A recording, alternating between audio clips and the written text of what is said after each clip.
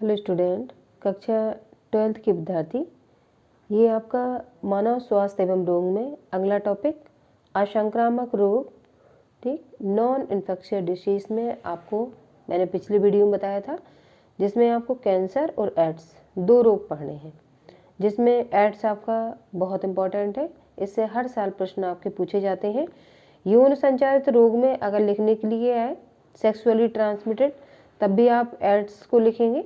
ये आपकी जो फर्स्ट यूनिट है उसमें भी ये आपका पूछा गया है, और आपकी जो थर्ड यूनिट है ह्यूमन हेल्थ, उसमें भी इसको पूछा गया है। तो ये दो जगह आपका क्वेश्चन, दो यूनिट में क्वेश्चन आपका आता है, तो इस वजह से ये काफ़ी इम्पोर्टेंट है एड्स। तो एड्स आपको पता होना चाहिए। असंक्रामक रोग की श्रेणी में भी आएगा ये, और यौन संचारित रोग की श्रेणी में भी इसको हम याद रखेंगे लिखने के लिए। अब आइए देखते हैं टॉपिक को। इसमें नॉन इन्फेक्शियस डिसीज में आपको जो एक दूसरे से टच करने से ये रोग ट्रांसफ़र नहीं होते हैं, जिसमें आपका मधुमेह, जिसको हम कहेंगे डायबिटीज, गठिया रोग, जिसमें आपने अर्थराइटिस सुना होगा, जिसमें जो जॉइंट्स होते हैं, पैरों के जॉइंट्स होते हैं, घुटनों में, ठीक है, ये दर्द होता है, जैसे आप उसको बात जानते हो, ठीक, बात का रोग या उसी गठिया या इंग्लिश में अर्थराइटिस कहते हैं। कैंसर रोग और एड्स रोग आदि मुख्य असंक्रामक रोग हैं। असंक्रामक रोग जो एक दूसरे को टच करने से नहीं फैलेंगे। आइए, इसमें पहला आपका असंक्रामक रोग में एड्स का फुल फॉर्म लिखने के लिए आता है। तो एड्स पहले मैंने हिंदी में लिखा हुआ है, इसका फुल फॉर्म भी मैंने हिंदी में दिया है। फिर एड्स इंग्लिश में लिखा हुआ है, फिर इसका फुल फॉर्म मैंने इंग्लिश में दिया है। अब आप लोग एक तैयार करेंगे, कोई या तो हिंदी वाला तैयार कर लीजिए या फिर आप लोग इंग्लिश वाला तैयार कर लीजिए। तो हिंदी का देखिए पहले। एड्स का फुल फॉर्म होता है उपार्जित प्रतिरक्षा न्यूनता संलक्षण, ये हिंदी का हो गया। फिर आपका जो इंग्लिश वाला है एड्स, ए से आपका हो जाएगा एक्वायर्ड, आई से हो जाएगा इम्यूनो, डी से हो जाएगा आपका डिफिशियंसी, और एस से हो जाएगा सिंड्रोम। ठीक है, तो एड्स आपका उपार्जित प्रतिरक्षा न्यूनता या संलक्षण। तो उपार्जित प्रतिरक्षा न्यूनता का मतलब है कि आपकी जो प्रतिरक्षा तंत्र होता है उसमें कमी आने लगती है, बार बार आप रोगों से ग्रसित हो जाते हो, और आपका जो इम्यून सिस्टम होता है वो बिल्कुल वीक हो जाता है। ठीक है, तो आप देखिए फुल फॉर्म आपको समझ में आ गया होगा कि इंग्लिश वाला लिखोगे तो कैसे और हिंदी वाला लिखोगे तो कैसे।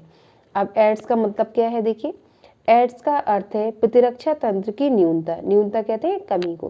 तो जो इम्यून सिस्टम होता है वो वीक हो जाता है पूरी तरीके से, जो व्यक्ति के जीवन काल में उपार्जित होती है। मतलब व्यक्ति के जीवन काल में जो प्रतिरक्षा होती है वो एक ही बार होती है। ठीक है, यह रोग एचआईवी का फुल फॉर्म भी पूछा जाता है। एचआईवी क्या है, एक वायरस है। ठीक है, ये वायरस जनित होने वाला रोग है, विषाणु जनित एचआईवी। तो एच का मतलब है ह्यूमन, आई का मतलब है इम्यूनो डिफिशियंसी, और भी का मतलब है वायरस के कारण होता है। तो एचआईवी क्या है, एक विषाणु है। इसका फुल फॉर्म क्या हुआ, ह्यूमन इम्यूनो डिफिशियंसी वायरस। ठीक है, तो ये एड्स रोग आपका एचआईवी वायरस के कारण होता है। इसको आप लोग याद रखेंगे कि जो एड्स आपका रोग है, इस तरीके से प्रश्न आ सकता है, एड्स आपका रोग किसके कारण होता है, जीवाणु के कारण, विषाणु के कारण, प्रोटोजोआ के कारण, इनमें से सभी। तो आपको टिक करने में विषाणु में निशान लगाना है। कौन सा विषाणु है आपका, है एचआईवी विषाणु। और ये यौन संचारित रोग भी है, जब कोई संक्रमित व्यक्ति के साथ कोई दूसरा व्यक्ति संबंध बनाता है सेक्सुअली, तो उससे भी ये आसानी से ट्रांसफर हो जाता है। ओबियसली उससे ही ये ट्रांसफर मोस्टली होता है जो शरीर में प्रतिरक्षा तंत्र को क्षति पहुंचाता है। कौन, एचआईवी वायरस, जो हमने पीछे देखा हुआ है। एचआईवी वायरस क्या करेगा, शरीर में एक बार एंटर कर जाएगा तो जो हमारी इम्यून सिस्टम प्रणाली है उसको क्या, ये क्षति पहुंचाएगा। वर्तमान में लगभग 40 लाख लोग एचआईवी से संक्रमित हैं, जो आने वाले लगभग 6 से 8 वर्षों में एड्स से पीड़ित हो जाएंगे। इसका जो वायरस होता है वो शरीर में एंटर करने के तुरंत बाद अपना असर नहीं दिखाता है। ये कई सालों तक ये सुप्तावस्था में ये बॉडी के अंदर ब्लड में पड़ा रहता है। फिर कई साल बाद ये जब इसका संक्रमण बढ़ता है तब व्यक्ति को मालूम चलता है कि वो एड्स से पीड़ित है, और ब्लड टेस्ट कराने से इसका सिम्टम्स नहीं समझ आता है कौन सा है। इसमें जो स्पेशल टेस्ट होते हैं, जिसमें एलिसा टेस्ट, एक प्रश्न आता है कि एड्स की जांच किस तरीके से करानी चाहिए। तो एड्स की जांच के लिए हमें एलिसा टेस्ट और पीसीआर जो तकनीक होती है उसका प्रयोग करना चाहिए, जिससे सटीक रिजल्ट हमें मिल सके।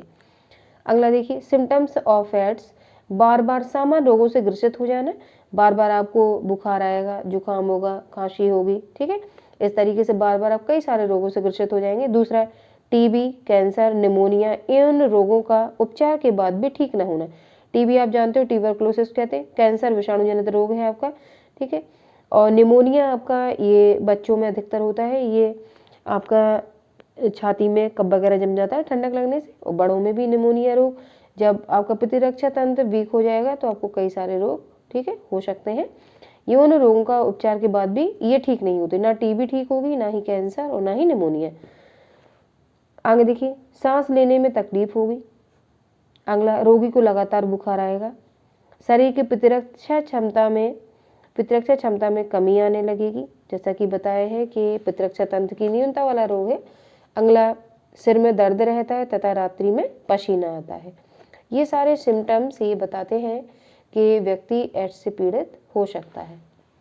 एचआईवी का संचरण का मतलब होता है फैलना। एचआईवी के संचरण के निम्न कारण होते हैं। पहला, असुरक्षित यौन संबंधों द्वारा ये फैल सकता है, ठीक है, सेक्सुअली ट्रांसमिटेड होने पर, दो व्यक्ति जब सेक्सुअली ट्रांसमिटेड होंगे तो उस माध्यम से ही आपका फैल सकता है।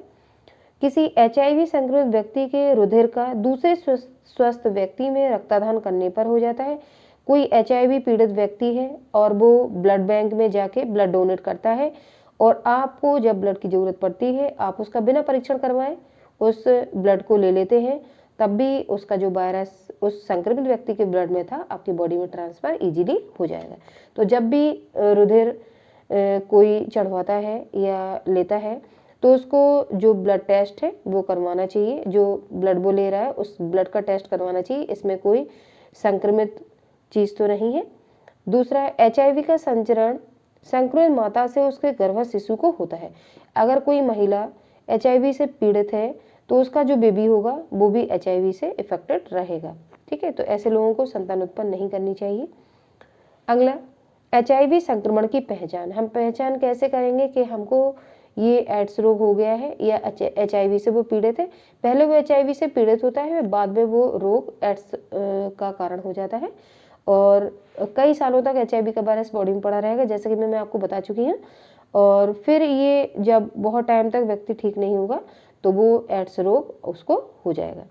आगे देखिए, पहचान के लिए एलिसा टेस्ट का नाम है, जिसमें सटीक रिजल्ट आते हैं कि आपको ये एड्स रोग हुआ है। दूसरा, पीसीआर तकनीक का प्रयोग करके एचआईवी की पहचान की जा सकती है। तो एलिसा इंपॉर्टेंट है, पीसीआर पॉलीमरेज चेन रिएक्शन इसका फुल फॉर्म है। आगे, एचआईवी की रोकथाम एवं उपचार। कैसे हम एचआईवी को रोक सकते हैं? निर्जमीकृत सुई या सिरेंज के उपयोग द्वारा। निर्जमीकृत स्टेरिलाइजेशन सुई का किया होना चाहिए। इसको बॉयल किए गए पानी में जो सुई यूज की है, किसी संक्रमित व्यक्ति को सुई लगाई गई है तो उसको बॉयल किए गए पानी में कुछ टाइम तक खौलाना चाहिए, या उसके जो कीटाणु होते हैं उनको मारने के लिए कई सारे आपके जो चीज़ें होती हैं उनका यूज किया जाता है। तो डॉक्टर्स निर्जमीकृत सुई का प्रयोग करते हैं। दूसरा, रक्तदान से पहले एचआईवी का परीक्षण करके, जैसा कि मैं पीछे आपको बता चुकी हूँ कि जब भी ब्लड डोनेट किसी ने किया है या कोई ब्लड ले रहा है तो उसका ब्लड का परीक्षण जरूर करवाएं, तभी उसको लें या दें।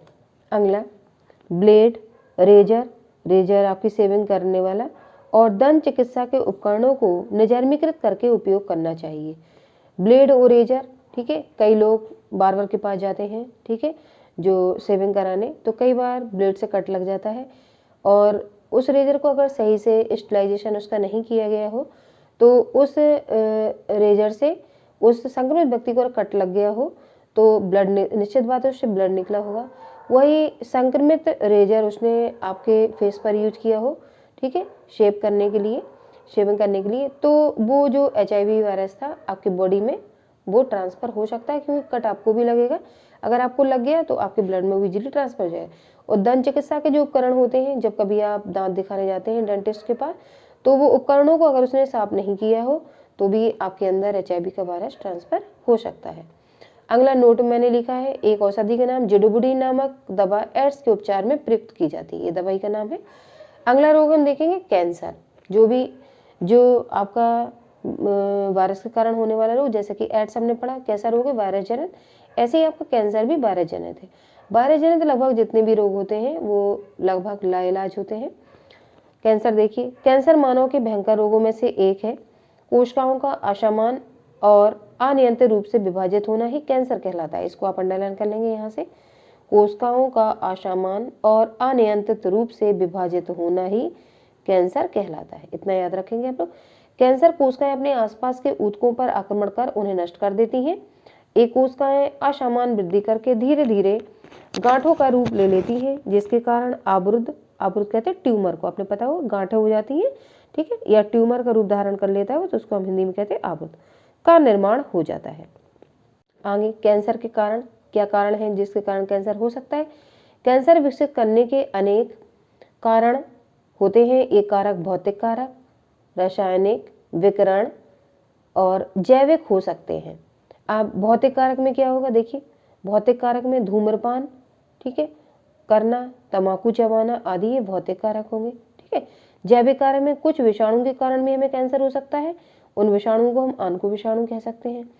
फिर आपका विकिरण, विकिरण के माध्यम से तेज जो आपका प्रकाश आ रहा हो, जैसे अल्ट्रावायलेट रेज के अल्ट्रावायलेट जो रेज होती है परावैंगनी किरणें, वो डायरेक्ट अगर पृथ्वी पर आती हैं तो त्वचा जैसा कैंसर हमें हो सकता है।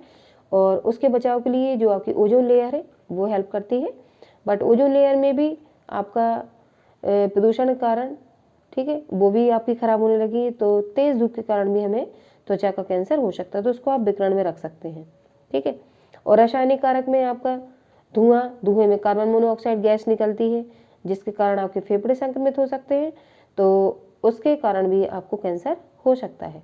तो रासायनिक कारक में हो गए, मैंने 2 कारक आपके लिखे हुए हैं, ठीक है। जैविक कारक जिसमें विषाणु के कारण आपको कैंसर होगा, और भौतिक कारक में धूमपान और तंबाकू वगैरह चबाना, ये आपके भौतिक कारक में आ जाएगा। अब लक्षण देखिए क्या हो सकते हैं कैंसर के। कोई भी घाव जो ठीक नहीं होता है तो आपको समझ जाना चाहिए कि कैंसर का प्रभाव है। किसी भी मत्स्य या तिल में अचानक वृद्धि होना, ठीक है। आवश्यक रुधिरस्राव होना, विशेषकर स्त्रियों में रजो निर्मित के बाद। अनावश्यक जो रुधिर होता है महामारी के समय स्त्रियों में निकलता है, ठीक है, अगर वो लगातार ब्लीडिंग हो रही है तो उस पर भी ध्यान देना चाहिए कि वो बात नॉर्मल नहीं है और अपने डॉक्टर से संपर्क करना चाहिए। अपच या निगलने में कठिनाई होना, तो अगर इस तरीके की कोई प्रॉब्लम है तो उस पर भी ध्यान देना चाहिए कि हो सकता है ये कोई कैंसर का कारण भी हो सकता है। रोकथाम एवं उपचार, प्रोफाइलैक्सिस एंड ट्रीटमेंट, किस तरीके से हम बचाव कर सकते हैं और उसका उपचार भी। प्रदूषण को कम करना चाहिए, पहला कारण है आपका, ठीक है। धूम्रपान नहीं करना चाहिए, सिंपल है ये सारे। पान, तंबाकू, गुटखा, शराब आदि का सेवन नहीं करना चाहिए। स्वयं की शारीरिक संरचना में कोई असामान्य परिवर्तन होने पर तुरंत चिकित्सक की सलाह लेनी चाहिए। अगर आपकी बॉडी में कहीं पे भी आपको कोई असामान्य परिवर्तन दिख रहा है, जो आपको अजीब लग रहा है, तो तुरंत अपने डॉक्टर से कंसल्ट करना चाहिए, ये कैंसर का कारण हो सकता है। तो आज मैंने आपको संक्रामक रोग, इससे पहले वीडियो में, और 2 मैंने आपको असंक्रामक रोग जिसमें एड्स और आपका दूसरा कैंसर, ये 2 रोग पढ़ा है। ये आज आपका लेसन फिनिश हो चुका है। जितना ही टॉपिक थे मैंने सारे क्रम से आपको पढ़ाने का प्रयास किया है। अब आप लोग पेपर में इस वाले चैप्टर से आपके बहुत कुछ प्रश्न आपको मिलेंगे जो रोगों से रिलेटेड है। इसमें 6 या 7 नंबर के प्रश्न आपके आते हैं यहाँ से, तो आप अगर लेसन पूरा तैयार कर लेंगे तो आपको 6 या 7 नंबर की स्कोरिंग करने वाले प्रश्न यहाँ से मिलेंगे।